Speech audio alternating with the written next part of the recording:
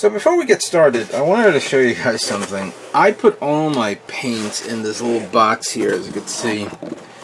So here are all the paints that I put in this box, because I had it in my cabinet, but it felt a little uncomfortable every time I opened it up and pulling out paints, and I couldn't find the one because I had to go back there. So I put it in this box. It weighs a little heavy, of course, but it's a lot easier for me to scour around and look for the paints I need. So, and I got rid of a lot of paints that were already dried up and used up. Besides putting those Tamiya paints and tester paint, Mr. Color paints in there, I also use this little basket for all my Alaclad 2 paints. So, don't worry, I am not using Alaclad 2 paints for this build. This will all be Tamiya. Excuse me, Mr. Hobby itself. So,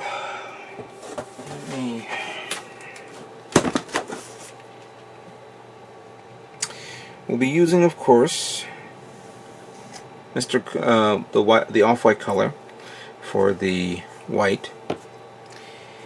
I was originally thinking of using that off-white for the darker tone, while the lighter tone I'll use the cool white.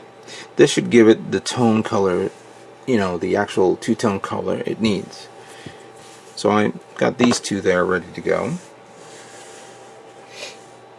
For the obvious yellow, I am actually using a stronger yellow this time. I'm not going to do a mixture like I did before, so probably end up using this one, which is number 4 yellow. I mean, this is nothing special.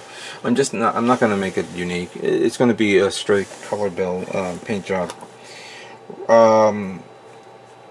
Considering that it's going to be very, very little bit of red here and there, I think I can get away with a little metallic. So metallic red for this, just for the feet, the waist, the part in the crotch area, the chin, chin, and that's it. I mean, there's no other parts of this kit that you need red.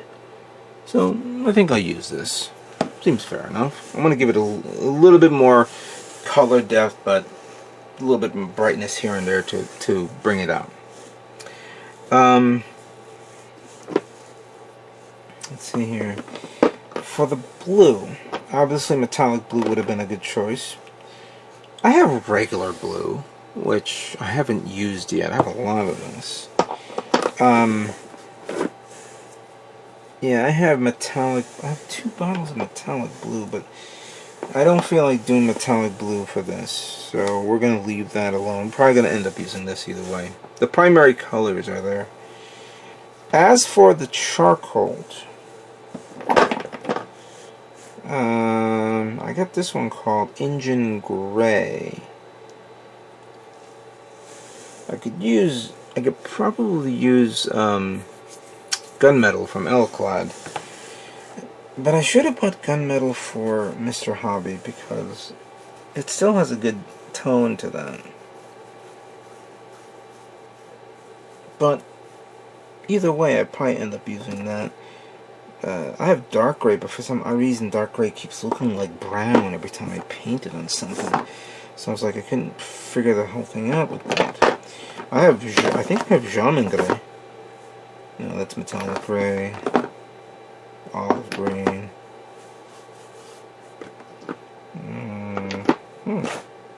Oh, I don't have any more Jamin gray. Yeah, I have dark gray. Dark gray, metallic. I have iron, but oh, you know what? That's dried out completely. Garbage. Then I have the other iron color. Is there a lot in there? No, that's dry. Garbage. Yeah. So I guess I can use those. I could probably use... No, can't. Alright, so that's pretty much it. So these are the colors that I will be using to build my double razor. I will, of course, give it a lot of detail, like pre-shading. That I'll use... Actually, you know what? I think I'm going to use regular regular black. I'm not going to use Alclad black. It's a bit weird every time I use it. Always clogs up my airbrush. But I'm just going to use Alclad. I'm going to use a regular black from Tamiya. So this is what I'm going to do. This is what I'm going to build. I hope you guys like it. Let's stop talking and let's start making and building real grade 00 rifle.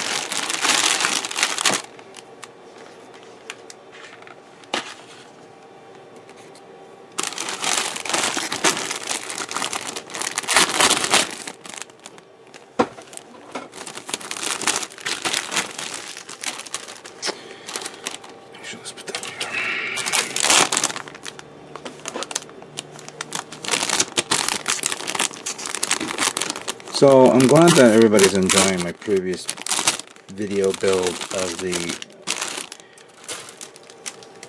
Hulkbuster.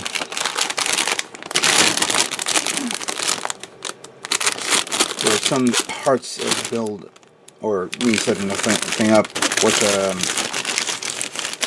which never made it on the video, which was basically the shoulders. I'm trying to figure that out.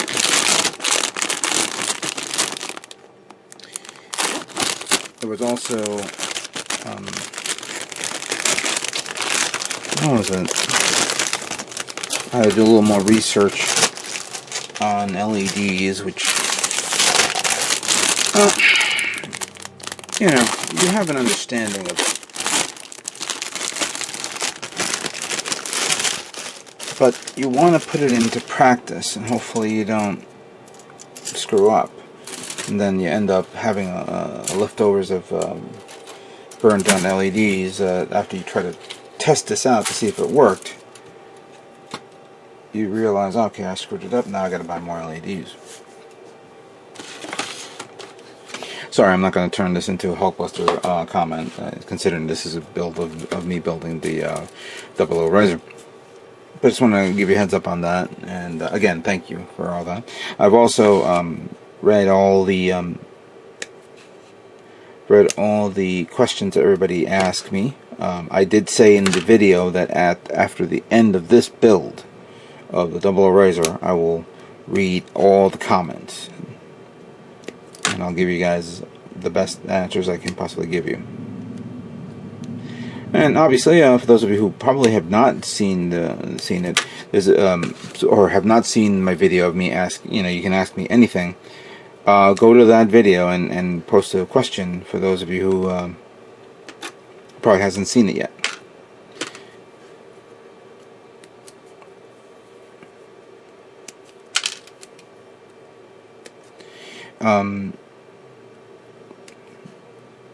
There was one question that somebody sent on Facebook, and I might as well answer it. Am I going to get the real grade, what was it, the red frame? I don't know. The red frame has never been one of those mobile suits that appealed to me. Actually, the Astray has never been one of those mobile suits that...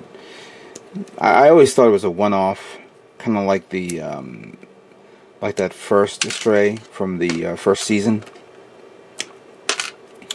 But I was never a big fan of the OV. I would consider it the MSV version of the Astray, even though it's like one of the most popular ones out there. Yeah, that's me. I mean, I have the red frame that I purchased last year at Comic-Con. I think I'll build that in a few months. I just right now am too concentrated on building the Hulkbuster, of course. And once I'm done with that, I want to work on my next custom, which I might as well announce it. I'm thinking of making a custom build of the G-Self Assault Pack. I have a crazy idea, and I'm fleshing out the logistics and parts of it. Again, it's going to probably be, I may end up buying more plot plate. But I also probably want to get more custom weapons. Maybe the massive Gatling cannons that we're going to be seeing, that just came out recently.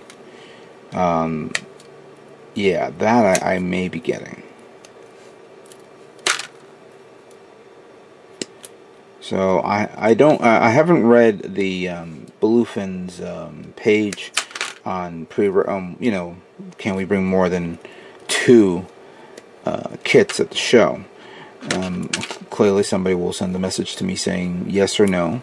So I'll glad if you do that. I'll be glad if you did that. But it'd be nice if I can bring more than 2 models. I remember the last time this happened was because, in my understanding, when we had the Gunpla Builders World Cup last year, they had to cancel the one for Baltimore. And that, I believe, they funneled everybody from the Baltimore show all the way up to the New York show. Will that happen again this year? Who knows? We can't tell. But we'll see. We shall see.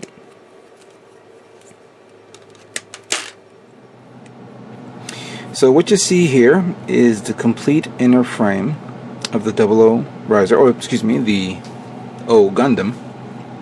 Or is it 00 Gundam? It's whatever. The 00 Riser inner frame. And I built this so I can see how it looks. It looks pretty sturdy. Good maneuverability. Great pose of the legs. The arms are strong. Very nice. And the joints, even though there's an inner frame, there's other parts that go over it. These parts here, this part, and this part. Which covers, surprisingly, the joints pretty well. And I would like to, oh, by the way, if you're hearing that noise kick in, that's the AC unit. It's getting a little warm in here.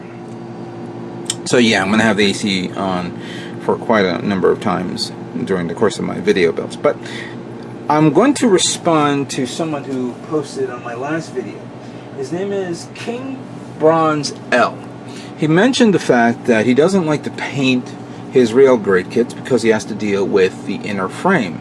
And of course, when you paint the inner frame, there's the possibility of screwing up the joints. Totally understandable. I do understand what you're saying, and now you gotta understand, even though with the master grade, and maybe even the high grade, you can, actually there's no inner frame in the high grade, but even with the master grade, you can cheat your way on that because you can actually do the whole thing and then move it. For this, yes, it's far more delicate and smaller. So how do we work around that? Simple. You look at the manual itself. Wish there was better detail on the picture on this. Actually, yeah, we'll go here. Where's the page? No. It's somewhere around here, so you guys give me a minute.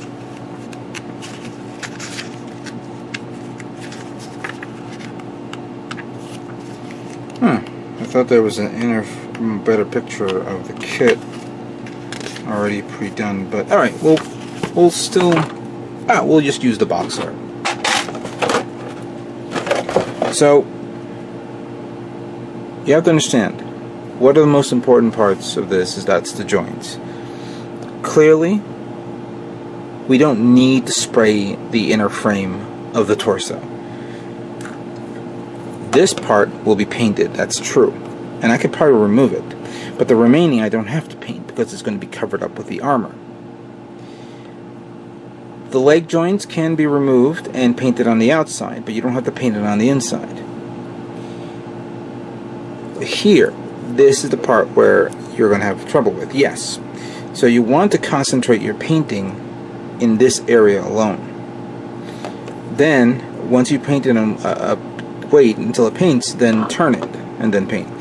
Now, for something this small, it will probably be a good idea not to use lacquer-based paint. Because yes, lacquer-based paint will dry faster, looks better, but it may solid up the part. So using acrylic-based paint will probably be your best bet on this, especially in the joints. So here in the joints here, I may have to use acrylic-based paint here and here, here and here, in the knees area here, and the joints here as well. So, and the one thing of course is, once you paint it, you may want to just maneuver the legs a bit, like paint it this way, then once you finish painting, then turn it, then paint it again, so that way you get all aspects of the knee and the elbows and the joints and whatever. And mind you guys, take your time on this. There's no reason for you to rush and make a mistake. Pace yourself, especially on the real grade kit. There's a lot of guys out there who've done painting of this kit already. So, just hopefully I can give you guys this idea to help you out. Now there's other charcoal parts here which I need to clean up. I think the inner frame of the riser is here, so I may have to assemble that. Other parts that are outside the spectrum of the armor, specifically the GN swords, the parts that make up the GN drives on the shoulders. I see parts like here on the knees. There's a part here which is not connected to this. It is only physically connected when you put the armor on. So, oh, actually, you know what? I didn't realize it after we're looking at it right now. Let me see if I could find it. Just looking at the manual, because I kind of bypassed a few things.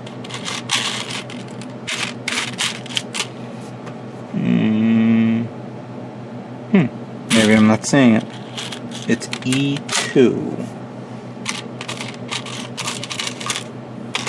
E2. Oh, there it is. Oh, I forgot about this. Let's clean that up here.